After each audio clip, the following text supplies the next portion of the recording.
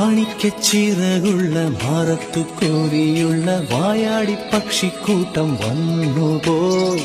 കാടുന്നു കാണാനായി കൂടന്നു കൂട്ടാനായി ആകാശപ്പുഴ നീവി കുതിച്ചുപോയി. കണ്ടു മലനിര